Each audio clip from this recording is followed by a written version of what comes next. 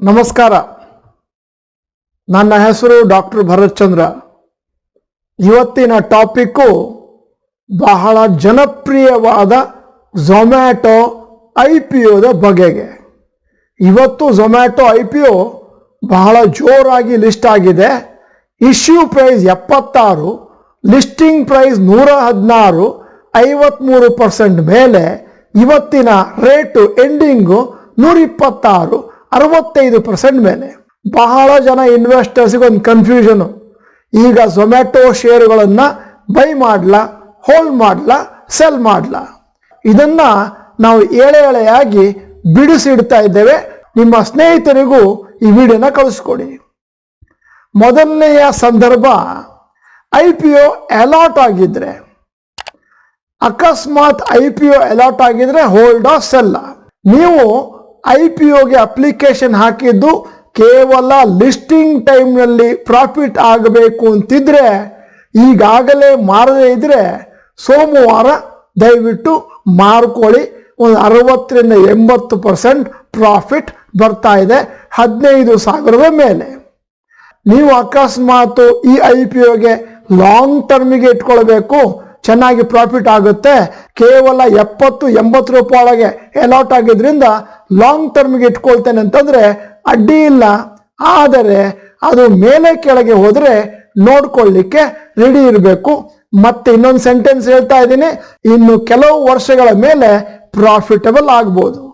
ಯಾಕೆ ಅಂತಂದ್ರೆ ಸದ್ಯಕ್ಕೆ ಝೊಮ್ಯಾಟೊ ಲಾಸ್ ಅಲ್ಲಿದೆ. ಇನ್ನೊಂದು ವಿಚಾರವನ್ನು ನೀವು ಮಾಡಬಹುದು. ನಿಮಗೆ ಆಗಲೇ ಝೊಮ್ಯಾಟೊ ಶೇರುಗಳು ಒಂದು ಲಾಟ್ ಅಲಾಟ್ ಆಗಿದೆ ಅಂತ ಆದರೆ ಒಂದು ಅಂದಾಜು 15,000ಕ್ಕೆ 66% ಪ್ರಾಫಿಟ್ ಬಂದಿದೆ ಅಂತಂದ್ರೆ ಸದ್ಯಕ್ಕೆ 25,000 ರೂಪಾಯಿ ಇರ್ಬೋದು. ನೀವು 15,000 ರೂಪಾಯಿದು ವರ್ತ್ ಆಫ್ ಶೇರ್ಸ್ನ ಮಾರ್ಕೊಂಡು ನಿಮ್ಮ ಒರಿಜಿನಲ್ ದುಡ್ಡನ್ನ ತಗೊಂಡು ಮತ್ತೆ ಬ್ಯಾಂಕ್ನಲ್ಲಿ ವಾಪಸ್ ಹಾಕಿ 10,000 ವರ್ತ್ ಆಫ್ ಝೊಮ್ಯಾಟೊ ಶೇರ್ ಏನಿದೆ ಅದನ್ನ ಬೇಕಾದರೆ ನೀವು ಕಂಟಿನ್ಯೂ ಮಾಡ್ಕೊಂಡು ಹೋಗ್ಬೋದು. ಮತ್ತೆ ಆಗಾಗ ಫಂಡಮೆಂಟಲ್ ಅನಾಲಿಸಿಸ್ ಮಾಡಬೇಕು, ಕ್ವಾರ್ಟರ್ಲಿ ಪ್ರಾಫಿಟ್ಸ್ ಅನ್ನು ನೋಡ್ತಾ ಹೋದ್ರೆ ಕಂಟಿನ್ಯೂ ಮಾಡಬೇಕು ಬೇಡ ಅಂತ ಗೊತ್ತಾಗುತ್ತೆ. ಈಗ ಎರಡನೆಯ ಸಂದರ್ಭವನ್ನು ವಿವರಿಸ್ತಾ ಇದ್ದೇನೆ. IPOದಲ್ಲಿ ಅಲಾಟ್ ಆಗದೇ ಇದ್ದರೆ, ಅಕಸ್ಮಾತ್ ನಿಮಗೆ ಲಕ್ ಇರಲಿಲ್ಲ, IPO ಅಲಾಟ್ ಆಗಲಿಲ್ಲ ಅಂತ ತಿಳ್ಕೊಳ್ಳಿ. ಈ ಲಕ್ಕು ಅನ್ನೋ ಪದವನ್ನು ಬಳಸಬಾರ್ದು. ಯಾಕಂತಂದ್ರೆ ಝೊಮ್ಯಾಟೊ ಲಾಸ್ ಅಲ್ಲಿರುವ ಶೇರು, ತುಂಬಾ ಜನ ಅಪ್ಲಿಕೇಶನ್ ಹಾಕಿರೋದೇ ಇಲ್ಲ ನನ್ನಂಥವ್ರು. ಅಕಸ್ಮಾತ್ ನಿಮಗೆ ಅಲಾಟ್ ಆಗದೇ ಇದ್ದರೆ ಜನರಿಗೊಂದು ಕನ್ಫ್ಯೂಷನು, ಪರ್ಚೇಸ್ ಮಾಡಲಾ ಅಥವಾ ಸುಮ್ಮನೆ ಬಿಟ್ಬಿಡ್ಲಾ? ಪರ್ಸ್ನಲಿ ನಾನು ಇಂತಹ ಲಾಸ್ ಮೇಕಿಂಗ್ ಕಂಪನಿಗಳಲ್ಲಿ ಶೇರುಗಳನ್ನು ಪರ್ಚೇಸ್ ಮಾಡ್ಲಿಕ್ಕೆ ಹೋಗೋದಿಲ್ಲ. IPO ಅಲ್ಲಿ ಅಲಾಟ್ ಆಗದಿದ್ರೆ ಸುಮ್ಮನೆ ಕೂತ್ಕೋತೀನಿ. ನಾನು ದೊಡ್ಡ ಅಮೌಂಟು ಪ್ರೀಮಿಯಂ ಕೊಟ್ಟು ಇಶ್ಯೂ ಪ್ರೈಸ್ಗಿಂತ ಆಲ್ಮೋಸ್ಟ್ ಡಬಲ್ ಅಲ್ಲಿ ಪರ್ಚೇಸ್ ಮಾಡಿಕೊಂಡ್ರೆ ಅದನ್ನು ಇಟ್ಕೊಳ್ಳೋದು ಕಷ್ಟ. ಯಾಕಂತಂದ್ರೆ ಮುಂದಿನ ದಿನಗಳಲ್ಲಿ ಮೇಲೋಗುತ್ತೋ ಕೆಳಗೋಗುತ್ತೋ ಯಾರಿಗೂ ಗೊತ್ತಿಲ್ಲ. ಇನ್ನೊಂದು ಹೇಳಬೇಕು, ಈ ಲಿಸ್ಟಿಂಗ್ ಗೇನ್ಸ್ ಎಲ್ಲ ಬರ್ತಾ ಇದೆಯಲ್ಲ ಇಂಥ ಶೇರುಗಳಲ್ಲಿ, ಇದೆಲ್ಲ ಬುಲ್ ಮಾರ್ಕೆಟ್ ಇಂದಾಗಿ ಬೇರ್ ಮಾರ್ಕೆಟ್ ಅಲ್ಲಿ ಬಹುಶಃ ಇದನ್ನ ಜನ ಪರ್ಚೇಸೇ ಮಾಡ್ತಿರಲ್ವೇನೋ. ಮತ್ತೊಂದು ವಿಚಾರ, ಕಂಪನಿ ಹೆಸರು ಫೇಮಸ್ ಇದ್ದ ತಕ್ಷಣನೇ ಅದು ಲಾಭದಾಯಕ ಅಂತ ಏನು ಗ್ಯಾರಂಟಿ ಇಲ್ಲ. ಮುಂದಿನ ದಿನಗಳಲ್ಲಿ ಮುಂದಕ್ಕೆ ಹೋಗುತ್ತೆ ಅಂತನೂ ಗ್ಯಾರಂಟಿ ಇಲ್ಲ. ಜನ ಹೊಸ ಇನ್ವೆಸ್ಟರ್ಸು ಏನೂ ಗೊತ್ತಿಲ್ಲದೆ ಸುಮ್ಮನೆ ಪರ್ಚೇಸ್ ಮಾಡ್ತಾರೆ. ಪರ್ಸ್ನಲಿ ನಮ್ಮ ಫೀಲಿಂಗ್ ಏನು ಅಂತಂದ್ರೆ, ಈ ಕಂಪನಿ ಲಾಸಲ್ಲಿದೆ, ಚೆನ್ನಾಗಿ ಪ್ರಾಫಿಟ್ ಅಲ್ಲಿರುವಂತ, ಮುಂದೆಯೂ ಪ್ರಾಫಿಟ್ ಕೊಡುವಂತ ಹಲವಾರು ಇತರ ಕಂಪನಿಗಳು ಇದ್ದಾವೆ.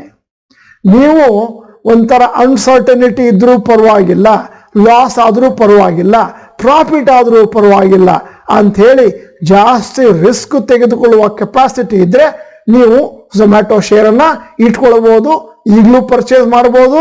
Depends on you.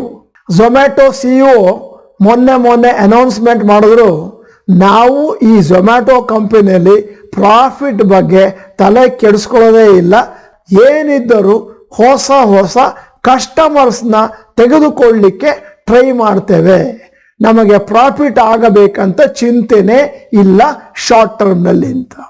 ಬಹಳ ಸತಿ ಹಿಂದಿನ ಕಾಲಗಳಲ್ಲಿ ನಾವು ನೋಡಿದ್ದೇವೆ, ಈ ಸ್ಟಾರ್ಟಪ್ಗಳು ತಮ್ಮ ಮಾರ್ಕೆಟ್ ಶೇರ್ ಅನ್ನ ಇಂಪ್ರೂವ್ ಮಾಡ್ಕೊಳ್ಳಿಕ್ಕೆ ಟ್ರೈ ಮಾಡ್ತಾರೆ ವಿನಃ ಪ್ರಾಫಿಟ್ಗೆ ಟ್ರೈ ಮಾಡೋದಿಲ್ಲ. ಮೊನ್ನೆ ಬಂದಂತ ಆ ಸ್ಕೂಟರ್ ರೈಡ್ ಕಂಪನಿಗಳು, ಸೈಕಲ್ ರೈಡ್ ಕಂಪನಿಗಳು ಭಯಂಕರ ಲಾಸ್ ಅಲ್ಲಿ ಕೂತಿದ್ದಾವೆ. ಆದ್ದರಿಂದ ನೀವು ಝೊಮ್ಯಾಟೊದಲ್ಲಿ ಹಾಕುವ ಮುಂಚೆ ಈ ಪಾಯಿಂಟ್ ಅನ್ನು ನೆನಪಿನಲ್ಲಿಟ್ಕೊಳ್ಬೇಕು. ಈಗ ಇನ್ನೊಮ್ಮೆ ನಿಮ್ಮ ಮುಂದೆ ಝೊಮ್ಯಾಟೊದ ಫೈನಾನ್ಷಿಯಲ್ ಕಂಡೀಷನ್ ಅನ್ನು ಇಡ್ತಾ ಇದ್ದೇವೆ.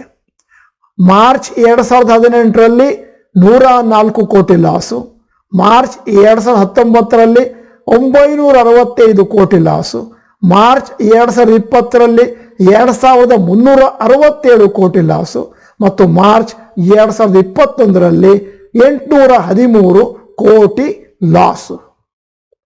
ಸ್ನೇಹಿತರೆ, ನೀವು ಡಾಕ್ಟರ್ ಭರತ್ ಚಂದ್ರ ಚಾನೆಲ್ ಮೆಂಬರ್ ಅಲ್ಲಿದ್ರೆ ಇದೀಗ ಸಬ್ಸ್ಕ್ರೈಬ್ ಬಟನ್, ಬೆಲ್ ಐಕಾನ್ ಒತ್ತಿ. ವಿಡಿಯೋ ಚೆನ್ನಾಗಿದೆ ಲೈಕ್ ಬಟನ್ ಅನ್ನ ಪ್ರೆಸ್ ಮಾಡೋದನ್ನ ಮರಿಬೇಡಿ. ಆಮೇಲೆ ಎಲ್ಲರಿಗೂ ಕಳಿಸ್ಕೊಡಿ. ಆಮೇಲೆ ಒಂದು ಪ್ರಶ್ನೆಯನ್ನು ನಮ್ಮ ಎಲ್ಲ ವೀಕ್ಷಕರಿಗೂ ಕೇಳ್ತಾ ಇದ್ದೀನಿ. ನೀವು ಈ ಝೊಮ್ಯಾಟೊ ಶೇರ್ ಅನ್ನ ಮುಂದೆ 10 ವರ್ಷಗಳಲ್ಲಿ ಇಂಪ್ರೂವ್ಮೆಂಟ್ ಆಗಬಹುದು ಅನ್ನುವ ಕಾರಣದಿಂದ ಪರ್ಚೇಸ್ ಮಾಡ್ತೀರಾ? ಹೌದು ಅಂತಾದ್ರೆ ಎ ಅಂತ ಟೈಪ್ ಮಾಡಿ, ಇಲ್ಲ ಅಂತಂದ್ರೆ ಬಿ ಅಂತ ಟೈಪ್ ಮಾಡಿ, ನನಗಿದ್ರ ಸುದ್ದಿನೇ ಗೊತ್ತಿಲ್ಲ ಅಂತಂದ್ರೆ ಸಿ ಅಂತ ಟೈಪ್ ಮಾಡಿ. ಸ್ನೇಹಿತರೆ, ಈ ವಿಡಿಯೋನ ಸಂಪೂರ್ಣವಾಗಿ ನೋಡಿದ್ದಕ್ಕೆ ಧನ್ಯವಾದಗಳು. ನಮಸ್ಕಾರ.